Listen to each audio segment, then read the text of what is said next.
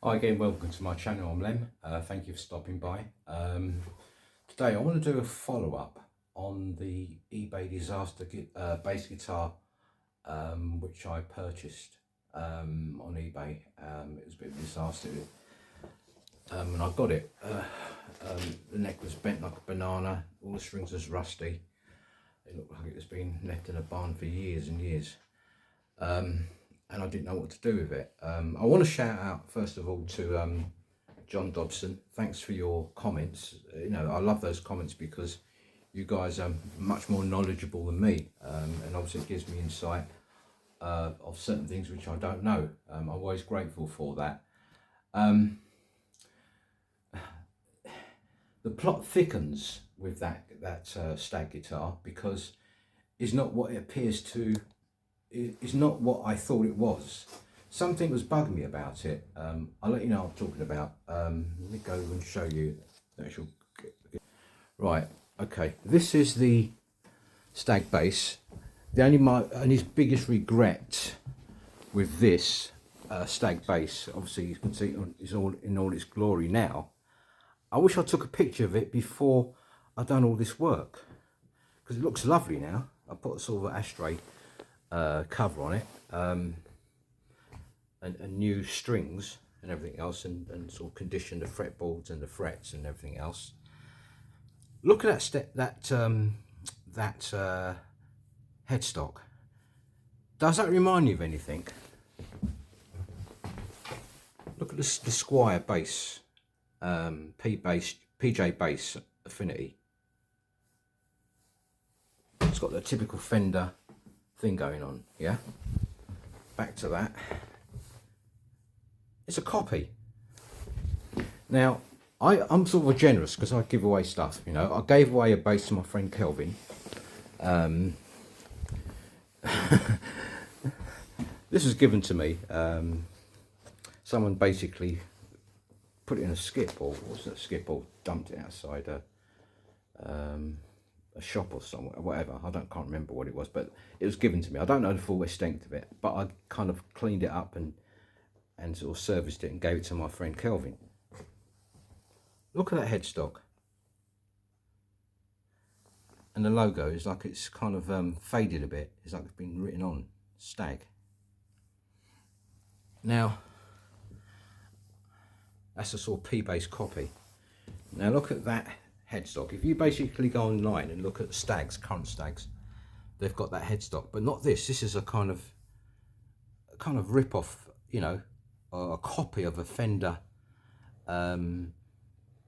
P-bass or Jazz. And I thought, I've got to do some research on that. Okay, so I thought something is amiss here.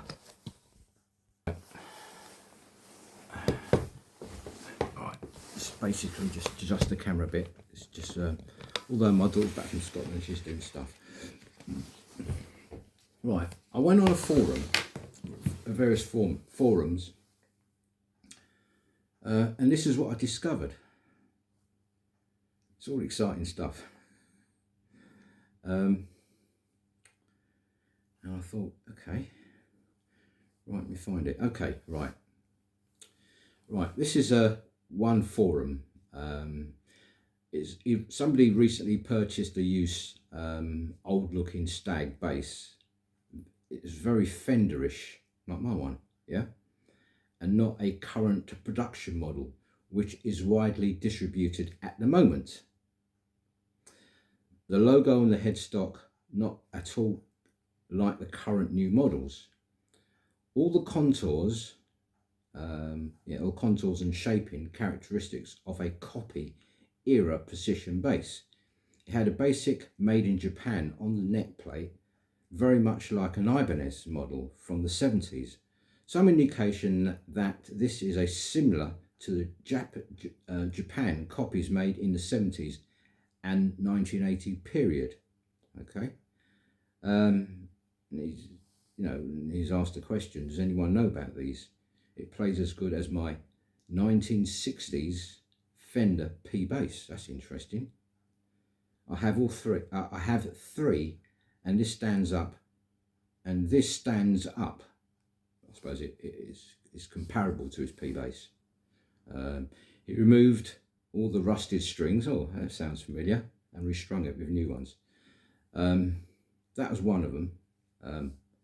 Another one, apparently, originally in the 1970s, the Stag instruments were built in Japan for major import into the UK.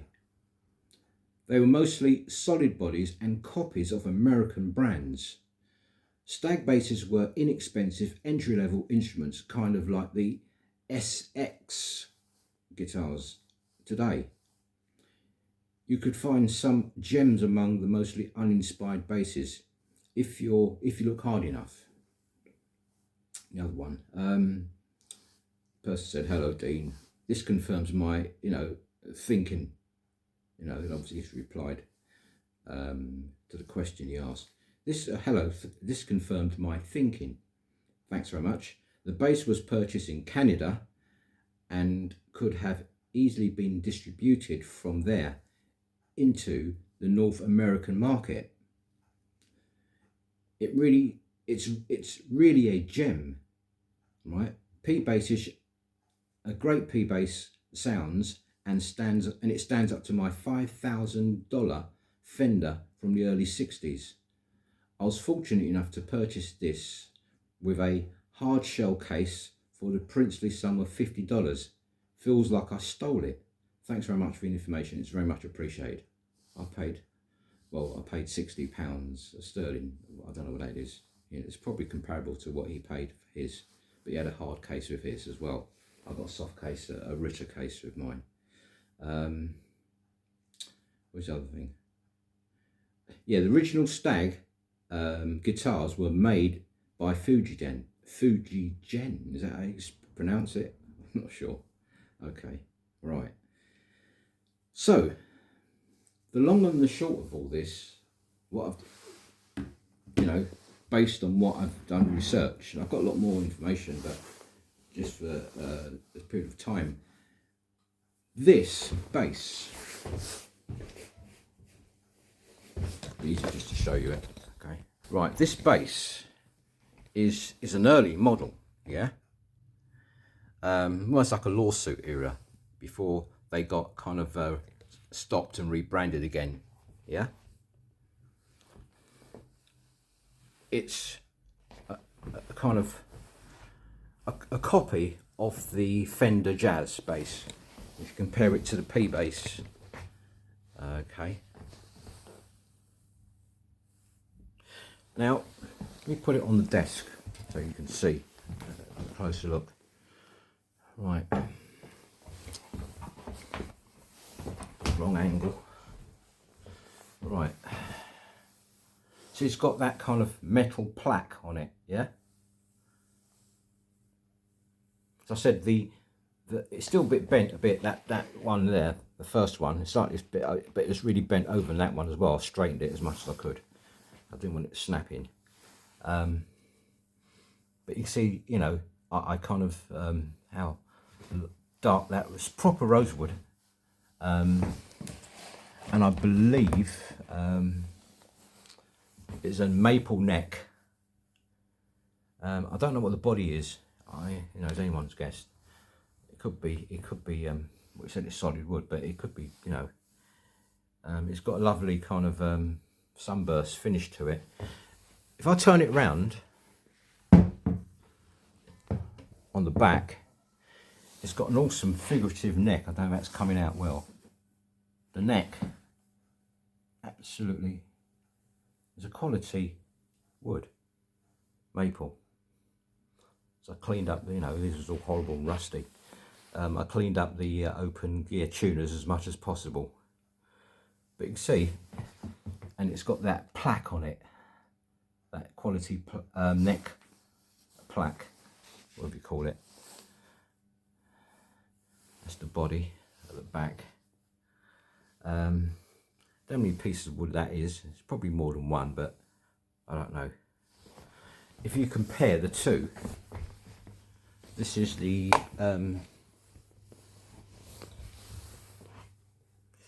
Stag.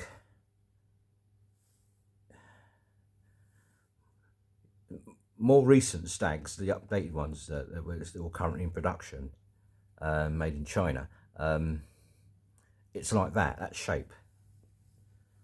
But, you know, this was, you know, a state, you know, the neck was obviously, it was easy to straighten the neck on this one. Right, and if I show it around the back, it's got a few chips on it, you know. As I said, I gave this away some time ago, but I borrowed it again, you know, just for this video really. And I was going to play it, but I ended up playing that jazz bass because it's so good. I've done such a good job on it. Now, this, what John told me about, come back to that, what John Dobson told me about this, he said, look, you know, really kind of, you know, tighten that neck, as snug, really snug. He said the strings, I've got the old strings here, but this, you know, he said clean it up. So I use really fine sandpaper, kind of sand it down and remove much of the rust. This is after I've cleaned it, but you can still, I don't know if that's coming out. Yeah, you can see how terrible the strings were.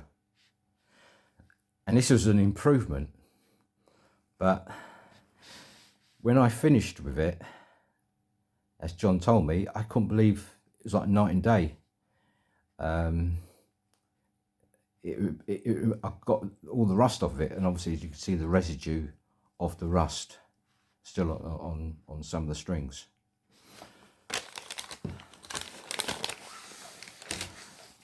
But in addition, it was really, really bad. So I took this kettle weight thing, and I put it in where the bow was, and, you know, to support the guitar the best way I could, you know, overnight. And then basically kind of had a go again of the truss rod, and eureka, the neck was straight. Couldn't believe it, neck is straight. And obviously I put these Alexa strings on it. I got it from eBay. It was £10. Unbelievable. Compared to £25 plus VAT, whatever it was, in the shop. So, as I said before, I bought a bit of a gem, and I didn't even know it. You know, something which I was going to break up and sell on. So I was going to sell the body and the parts, whatever, or just the body, just to get my money back, and I would have got my money back, you know. Someone just put another neck on it. I saw a neck, an early neck on eBay as well this week for £11. Couldn't believe it. So it would have made somebody, you know, if I saw that, I probably would have bought that neck and put it on there. But I'm glad I never, because as it stands, the guitar is an early example, you know, so it's classed as a vintage, because that site I went on, it's basically dedicated for vintage Stag bass, you know. So that kind of put a smile on my face. I couldn't believe it. I thought, wow. And I gigged with it. So, look, you know, I'll deal with the elephant in the room. I'm no bass player. You know, you know, my son gave me a bass. I've got, you know, when I showed him my whole collection, you probably saw an Epiphone EB3.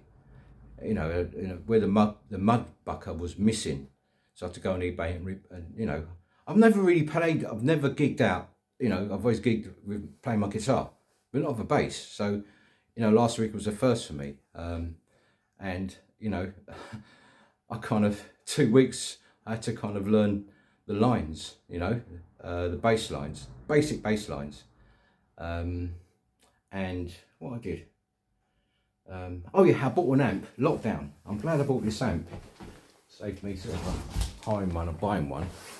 Okay, this amp was I bought in Lockdown. It's a Laney, you can see that, Richter amp, 65 watts. It's even got the sticker still on it, see? It's in mint condition, with switchable compression, you know. Got kind of soft velour kind of touch to it. So that was good. All right, so I had everything in place. The guy I gave this bass to, Kelvin, my friend, he gave me a PV amp, so you know I like PV. I thought, great, bass amp, but I thought, I've had one before. I thought, this doesn't look like a bass amp, and I looked at it carefully. KB. Well, that's suspicious. It's made in USA. It's in mint condition. It really is. It's really, really clean. No scuffs on it at all. It's a keyboard amp. I suppose it could, you know, if I was in a desperate situation, I could use it. But I've got a proper bass amp, you know. Right. As I said before, I put that. Right. Put this away a minute.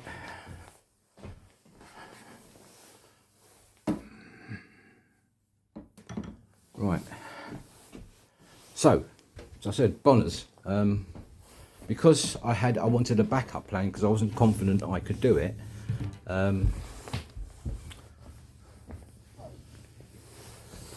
bought this Squier second-hand Precision Affinity bass. It's virtually like new. PJ bass. You know, excuse my ignorance, but back in the day when you saw Affinity, you thought, oh god, you know, cheap, you know, rubbish. But I'll tell you now, the Affinity Squier bass, they've really come up a notch, because now they're made in Indonesia. As you know, well known. Just quickly show you the rest of this guitar. Nice figurative neck. It's got the Squier plaque on it.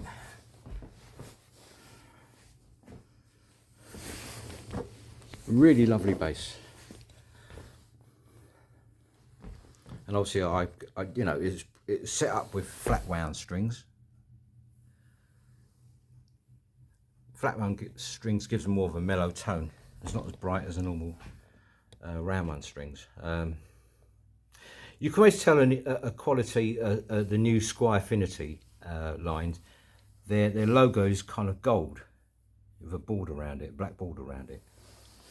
Yeah, so that's that. Okay, I'll do a comparison both so you can see the difference, hear the difference rather. Okay. Now, what shall I do next? Now, what I'll do, I'll basically plug the jazz bass in, stag bass, so you can hear some of the tones. Okay, right, put this down a minute. Right, I'm just going to give it a sort of a tone sample. As I said, I'm no bass player, but I'm going to probably slightly exaggerate it so you can get an idea of the tonal difference between a jazz type instrument, bass, compared to a precision. Okay, there we go.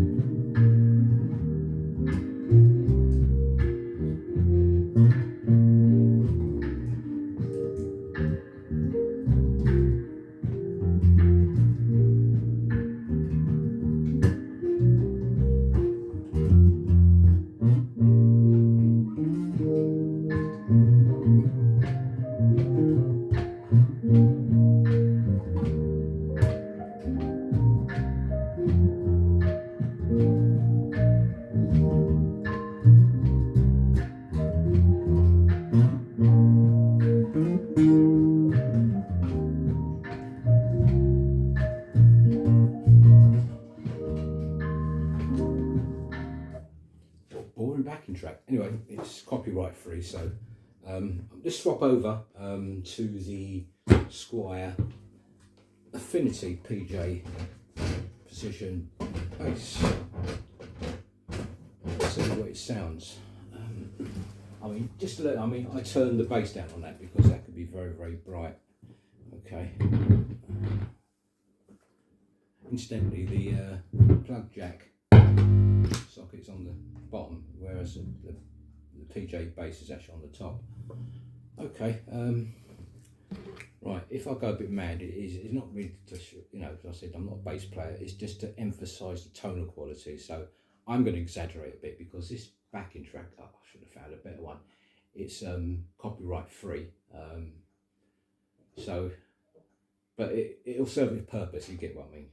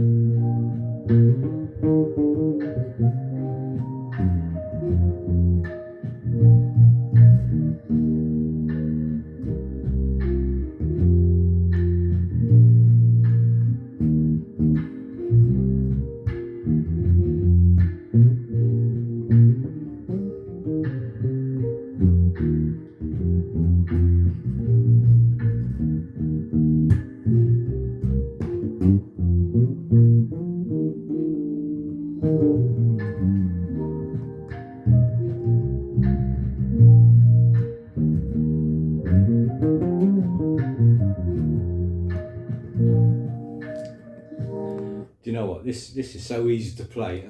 I've never, as I said, it's a first for me. Obviously having a sort of precision bass with flat round strings.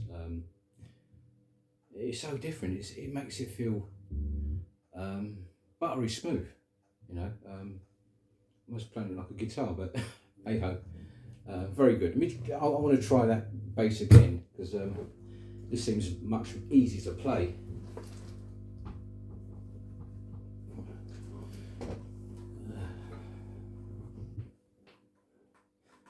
As I said, the actual jack connection is actually on the top. Right, okay, just one more try on this. This was the purpose of the video anyway, so let's give it another fighting chance.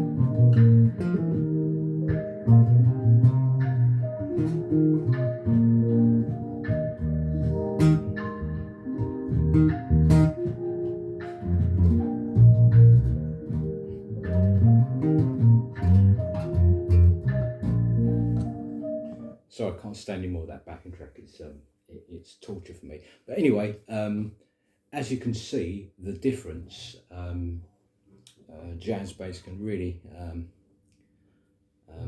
can sort of emphasise the kind of high mids on this. Yeah, I can turn it down to give it a more.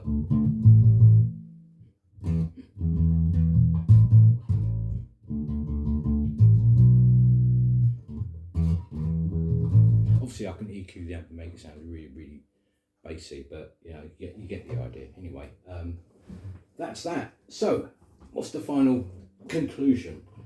The mystery is solved. Was solved, obviously, relating to this bass. Discovered, to my pleasant surprise, that this is a vintage Stag. Excuse me, just had me dinner. It's come up beautiful, as you can see. Okay, it's got fantastic tonal qualities on it. It's a good find. So it turned out all right in the end, as opposed to the no surprises here. This is a quality, very, very good bass for a beginner. To somebody like a guitarist who's really not into bass, this is don't want to spend a lot of money. Get one of these. You won't really go wrong. And the fact that it's got the kind of Squier, Squier made by, Squier by Gibson, Squier by Fender. Gibson. I've got Gibson on the brain. Precision bass, Affinity.